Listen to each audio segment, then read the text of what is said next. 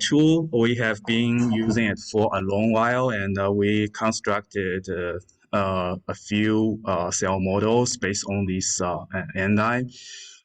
It's quite efficient to deplete mitochondrial DNA. So yeah, and I'm very happy to share this tool and yeah, introduce this system to you guys.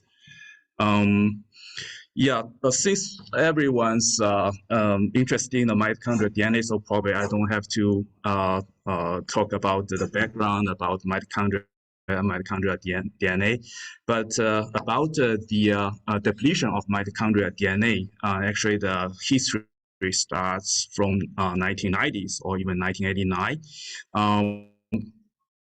In this year, this science publication actually introduced a method to eliminate or deplete mitochondrial DNA. And actually, it was ethylene bromide was applied in the media to suppress the duplication of mitochondrial DNA. And as we know, because the replication rate of mitochondrial DNA is way faster than nuclear DNA. So during the weeks of incubation, cells lost the mitochondrial DNA. And after that, some other chemicals such as DNTPs and several anti-cancer drugs targeting DNA were applied as well. However, these chemicals are not mitochondria specific and potentially disrupt the metabolism of nuclear DNA as well. So eventually, with the accumulated knowledge of mitochondria targeting sequence, a new tool, especially the recombinant mitochondrial targeting restriction enzyme, as we show here, was developed by the Cybele lab for the depletion of mitochondrial DNA. These enzymes worked quite specifically in mitochondria, but the efficiency was not good enough. As we can see here, only 40% at the maximum of mitochondrial DNA was lost in 3 days. So the efficiency was not as good as the system I will introduce today. And actually, this system was developed by a Japanese professor in 2013. It's quite close to the years of these publications. And yeah, it's quite efficient. And in 24 hours, just less than 1 day, over 90% of mitochondrial DNA lost in the cells. So yeah, let's go into this system in more details. Actually, UDG or UNG is a uracil DNA glycosylase, which participate in the BER, the base excision repel pathway, which also is probably the best known mechanism in mitochondrial DNA repel. And actually, these glycosylase, there are a lot of different kinds of glycosylase participate in the BR pathway, and they recognize different structure of base. And these reaction, the glycosylase reaction, is the initial reaction of the BR pathway, and the product of glycosylases is the A-basic site or AP site, which is short for the apyrimidine purine site. Yeah, and the uracil DNA glycosylase recognize and remove uracil actually in either single-strand DNA or double-strand DNA. And in the cell, actually we have intrinsic uracil, and it comes from the oxidation of cytosine, another pyrimid. And Although the enzyme works efficiently, as we can see here, the Kcat, the turnover rate is quite high. However, the intrinsic frequency of uracil is very low. One point is there's only 100 to 500 cytosine was converted into uracil per cell per day, and also the steady state level is even at a couple ppm per million. So it's very low.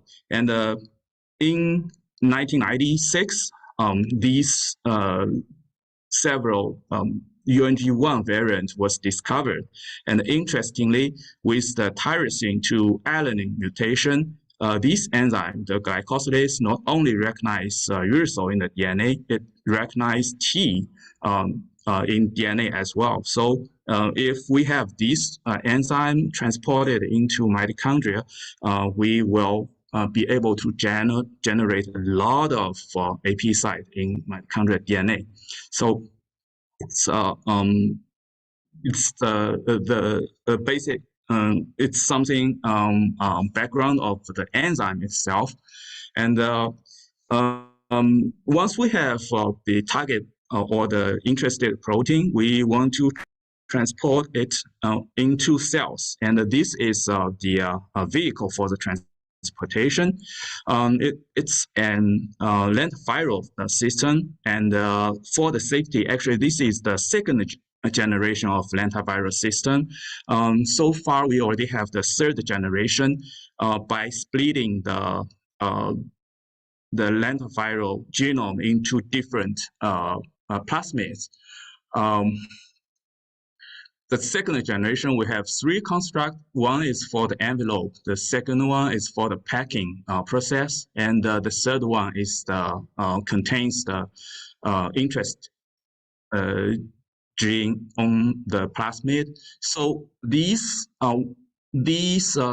separated plasmid won't give the virus, like reduce again in in human cells, so it's safer than the very original one.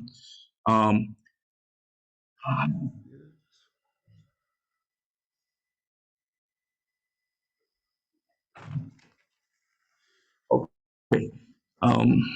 And we need another special cell line as well. It's called the TED-on cell line. Actually, it's something like IPDG-induced system. The doxycycline bind onto the recombinant transcription activator and turn it into a functional form, and this functional form could recognize the trans response element on the upstream of the promoter and initiate the transcription or induce the transcription. And on this construct, we'll see the reverse or the trans response element on the in the upstream and followed by a promoter recognized by the TED-on. And this MTS is the mitochondrial target sequence will guide the mature peptide into, or the newly synthesized peptide into mitochondria. And the mic is a tag for the recognition of this new overexpressed protein. This one is located in this peptide locates in the in nucleus instead of mitochondria. So when we focus on the mitochondrial lysate, the cells without the or not induced cells won't see this signal. Only the induced cell will give the signal for the anti-mic antibody. So we have a TED-on cell, we have a lentiviral system, and we have our UNG1 variant. This is the basic elements required for the whole reaction.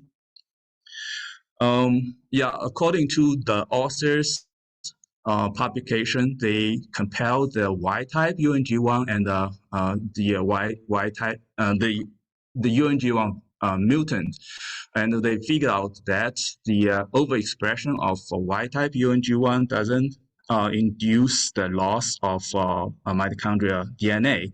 And we can see even incubate for a whole day, there's no significant decrease in the mitochondrial DNA level. However, when the UNG1 mutant was induced, and the accumulation show up in after 12 hours after the induction, and significantly the mitochondrial DNA was decreased as well. This decrease of mitochondrial DNA also decreased the accumulation of its product, like COX-2, which is electron transferring chain component. The authors also try to evaluate whether it's degraded or the mitochondria just show the damage in strength.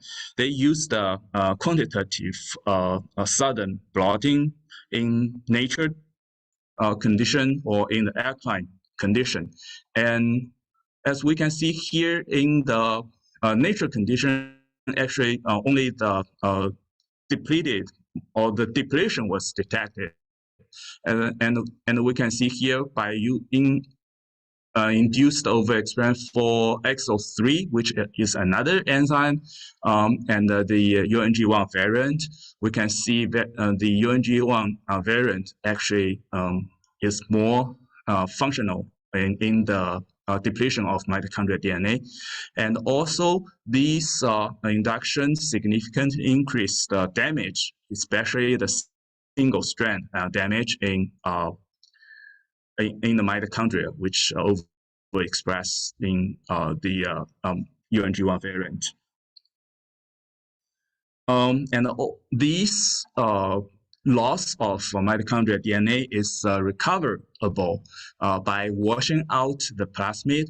And we can see here in around 100 hours, the accumulation of this overexpressed protein already decreased significantly, and the mitochondrial DNA level restored. However, this restore is not 100%. Even for 7 days, a whole week, there's only around 30 or 40% of mitochondrial DNA restored. The depletion of mitochondrial DNA in the first 3 days did not significantly change the growth curve. However, after 3 days,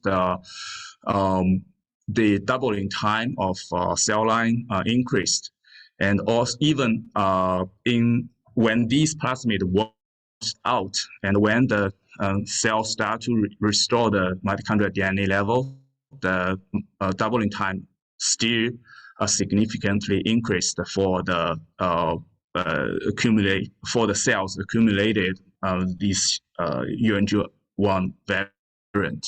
And also this consequently decreased the ROS, the reactive oxygen species production. As we can see here, the change was significant.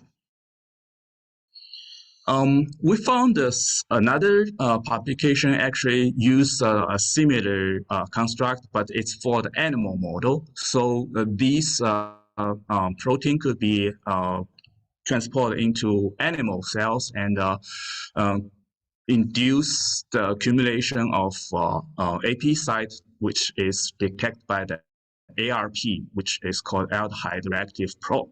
And we can see here during the expression of these variants, the signal increased significantly, and also cause these bioconsequences, including the apoptosis and the neural degradation, and also apparently caused several abnormal behaviors.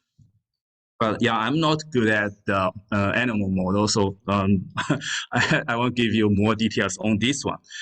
And actually, in our lab, we successfully have these cells established, and as we can see here, N means it's not treated. D is for the doxycycline treated, which induced the overexpression of UNG1, and the B is for the BSO treatment, which will decrease the glutathione level in cells. So the overexpression of these UNG1 variants decrease the accumulation of TFAM in mitochondria as well. And actually, the deficient glutathione level decreased the overexpression of UNG1 as well. And coupled with the overexpression, the mitochondrial DNA or the TFAM decreased as well. And we can see the mitochondrial DNA copy number significantly decreased by the induction. And when we measure the AP site in mitochondrial DNA, and we notice a significant increase in both cells treated by either just the doxycycline or BSO or doxycycline co-treatment. And something interesting is we found that only in these dual treatment with BSO and doxycycline, we observe a significant increase of TFAM mitochondrial DNA cross-link. And if we just overexpress the UNG1 variant, there's no significance detected in the DPC level or the DNA protein cross-link level. And also, this figure, as I mentioned last time during the meeting, we need a very pure mitochondrial DNA for our analysis. And if we treat the crude mitochondria with turbonuclease or other DNAs, will remove the contaminants from nuclear DNA, significantly increase the purity, and it helps. So, well, this is the last slide, and I'm very happy to have more discussion. Thank you, Dr. Zhu. I'd like to say very briefly, our lab has also used this model on TM1 cells, which are an immortalized version of the trabecular meshwork cells that we work with. We tend to get about, with a 48-hour 3.5 microgram per milliliter doxycycline treatment, we tend to get anywhere from 30 to 70% mitochondrial DNA depletion. I think we've been having some trouble with the stability of the clones that we've made, so we're trying to narrow that in. But I think the message here is that you can use this in your cells as well. You can adapt it for your own purposes if you work with a different kind of cells. And you can talk to me in the future if you have a question about it. I'd like to open it up for questions now for Dr. Zhu. I had a question for Dr. Zhu. Hi. Very nice. Sorry, I cannot hear clearly. Let's turn on my volume. Okay. Can you hear me now? Yeah. Okay. Very nice explanation of the construct. Thank you. These have been tested in cell lines, right? Your experiments have been in cell lines? It's based on the HeLa cell line. But we also have a cell line for HEC cell. Okay. Do you think it would also translate to in vitro? I mean, in the organ, in an animal model. And but I could repeat that question if you got the. Do you think the construct would perform similarly in an animal model? Similarly, what? In an animal the sound model. always. animal Oh model. yeah, of course. Yeah. Actually, Oh, this one sorry. is the example on the animal model. Okay, okay. Sorry, Yeah, my it works, but computer crashed in between. I missed these slides. I'm so sorry. oh yeah, no problem. Yeah, actually, it has been successfully applied on the animal model, and but yeah, I'm not familiar with animals, so um, I Okay, only know it works. okay, okay. Thank you so much. Mhm.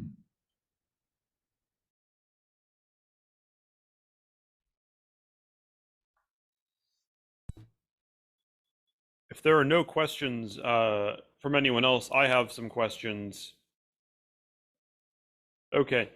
Um, one of the things that I'm going to try to figure out in the next couple of weeks is in cases where you have depletion that's less than 99%, in cases where your depletion is maybe only 30% to 60%, I'm asking myself, is that a result of most cells having 30% depletion, or are there some cells that have 99% depletion and others that do not, or is it somewhere in between? Do you have any thoughts on that? Have you encountered that before? No, because actually we used to treat cells at a very high concentrated doxycycline, so the induction efficiency is quite high. Yeah, I know.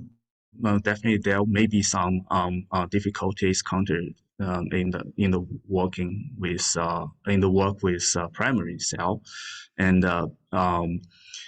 yeah, that's it's possible because when we add uh, the the virus into our cells, it maybe some because yeah, as we can see, the construct is based on the LTR, the long term repeats, and the incorporation is not even between cells. It's there.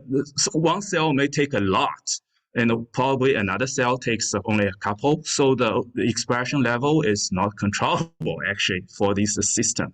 So yeah, it may happen, but um, mm, I I'm not sure, but yeah, it's very possible. The population is not no, I mean even, but yeah, for our experiment, we always pick single clones, make sure it's from the single cell, and expand it and do the following experiment.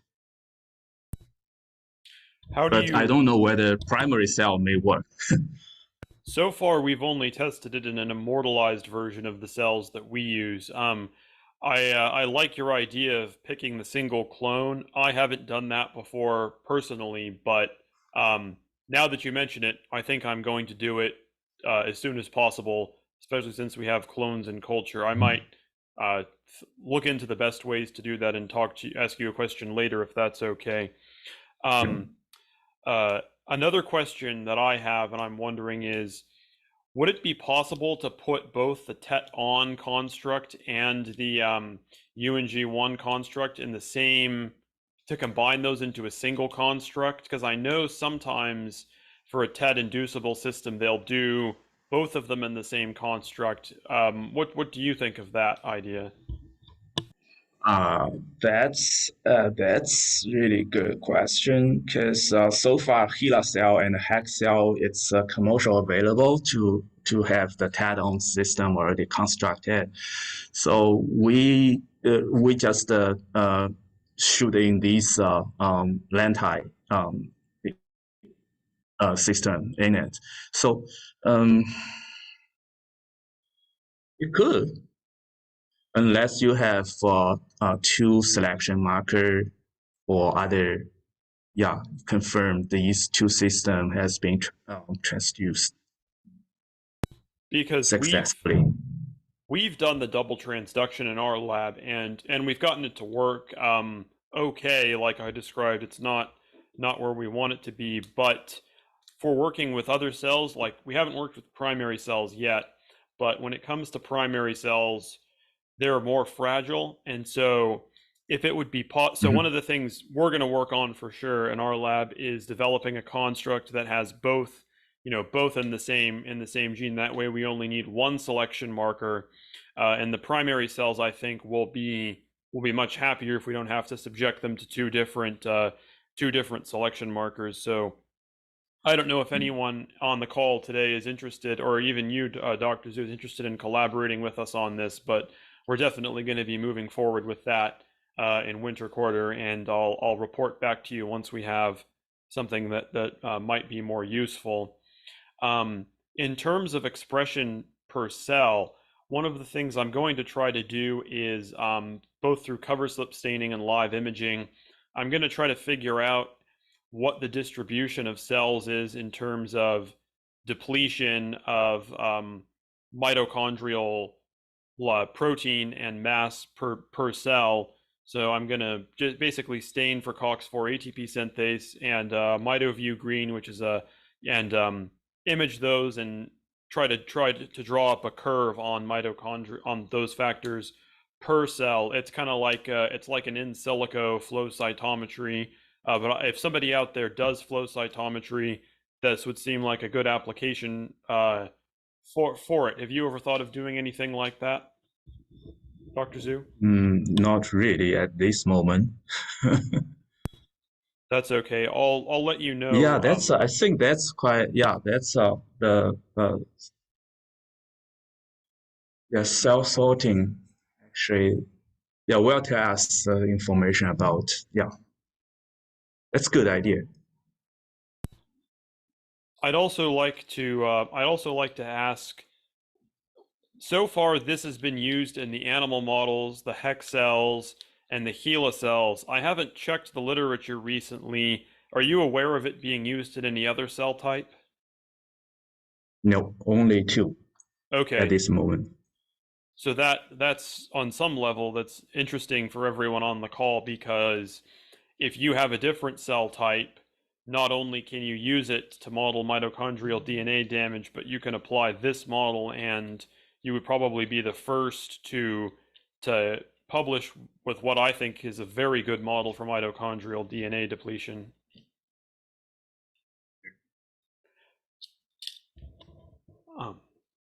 Are there any other questions before I wrap up and say a few things about the next series of these?